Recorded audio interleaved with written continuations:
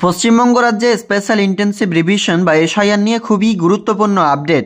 বেলা গড়ালেই আসছে বিকেল, তারপরেই এসআইআর নিয়ে প্রস্তুতি গ্রহণ করবেন এবার নির্বাচন কমিশন।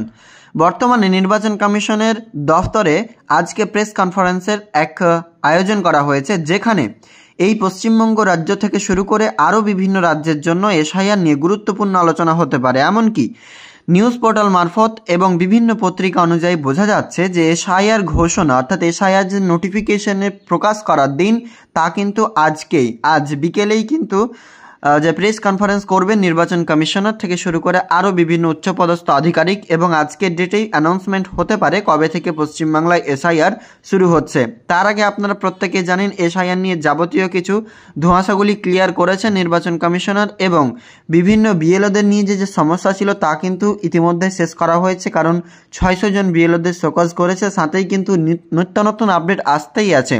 যেমন আরও একটি আপডেট এসেছে যে 1200-র বেশি ভোটার যেই বুথে রয়েছে সেখানে কিন্তু সহকারী বিএলও এখানে ইনপুট করা হবে। এবং বর্তমানে যে গুরুত্বপূর্ণ আপডেটের দিকে এবার পশ্চিমবঙ্গ রাজ্যবাসীর নজর, তা হচ্ছে আজকের ডেটে এসআইআর বিজ্ঞপ্তি প্রকাশ হচ্ছে না। আজকের ডেটে এসআইআর নিয়ে কী বড় সিদ্ধান্ত নির্বাচন কমিশনার নিচ্ছেন তাই কিন্তু এবার দেখার বিষয়, কারণ পশ্চিমবাংলায় এসআইআর যে কোনো মুহূর্তে হতে পারে, প্রত্যেকে জানেন। তার মধ্যে আজকের দিনটি বিশেষ গুরুত্বপূর্ণ, কারণ আজকেই রয়েছে নির্বাচন কমিশনারের প্রেস কনফারেন্স। তো এই বিজ্ঞান ভবন থেকে প্রেস কনফারেন্স তিনি যে করবেন, সেক্ষেত্রে আজকে ডেটে কি অ্যানাউন্সমেন্ট হবে না আজকে জাস্ট আলোচনা হবে, সেদিকেই কিন্তু প্রত্যেকেরই নজর। তো বিকেল অর্থাৎ বেলা গড়ালেই কিন্তু বিকেল, এবং সেই সময় কিন্তু প্রেস কনফারেন্স করবেন। তো কি জানানো যাবে বিস্তারিতভাবে জানতে পারবেন আপনারা। অবশ্যই কিন্তু আমাদের আজকের এই প্রতিবেদনের মাধ্যমে বিভিন্ন আপডেটস আপনাকে তুলে ধরবো। তার আগে ছোট্ট রিকোয়েস্ট আপনাদের কাছে, প্রত্যেকেই চ্যানেল নতুন দর্শক হয়ে থাকলে অবশ্যই চ্যানেলটিকে সাবস্ক্রাইব করবেন। এইরকম লেটেস্ট আপডেট পাওয়ার জন্য চ্যানেলটিকে সাবস্ক্রাইব করে অন্যদের শেয়ার করে দেখার সুযোগ করে দেবেন। তো চলুন তাহলে আমরা অনস্ক্রিনে আপনাকে সেই প্রতিবেদনটি দেখিয়ে দিচ্ছি আনন্দবাজার পত্রিকা থেকে। এসআইআর শুধু বাংলায় নয়, দেশ জুড়ে এসআইআর শুরু করতে চায় কমিশন। আজই 10 রাজ্যের নাম ঘোষণা হতে পারে। ইলেকশন কমিশন অফ ইন্ডিয়া সোমবার বিকেল 4:15 সাংবাদিক বৈঠক ডেকেছে জাতীয় নির্বাচন কমিশন। শোনা যাচ্ছে পশ্চিমবঙ্গের এসআইআর নিয়ে যেমন ঘোষণা করা হতে পারে, তেমনই তামিলনাড়ুতেও এসআইআর শুরুর ঘোষণা করা হতে পারে। আরও 10টি রাজ্যের এসআইআর শুরু হতে পারে এই একই সঙ্গে, অর্থাৎ পশ্চিমবাংলার পরবর্তীতেই কিন্তু আরও 10টি রাজ্যে এই এসআইআর প্রক্রিয়া কিন্তু শুরু হতে পারে। তবে এটাও কিন্তু এখনও ক্লিয়ার নয়। তো পশ্চিমবঙ্গে বিধানসভা নির্বাচনের আগেই হতে চলেছে ভোটার তালিকায় নিবিড় যে সমীক্ষা বা স্পেশাল ইন্টেন্সিভ রিভিশন। এই নিয়ে জল্পনা গুঞ্জন চলছে অনেক দিন ধরেই। অবশেষে আজ সেই অপেক্ষার অবসান হতে পারে। সোমবার 27 অক্টোবর জাতীয় নির্বাচন কমিশনের সাংবাদিক বৈঠক ডেকেছে। ঘোষণা করা হতে পারে এসআইআর নিয়ে। তবে শুধু বাংলায় নয়, সূত্রের খবর দেশ জুড়ে এসআইআর ঘোষণা করতে পারেন নির্বাচন কমিশন বা ইলেকশন কমিশনার। প্রথম ধাপে দেশের 10টি থেকে 15টি রাজ্যে এসআইআর ঘোষণা করা হতে পারে। আজ বিকেলে 4:15 সাংবাদিক বৈঠক ডেকেছে নির্বাচন কমিশন।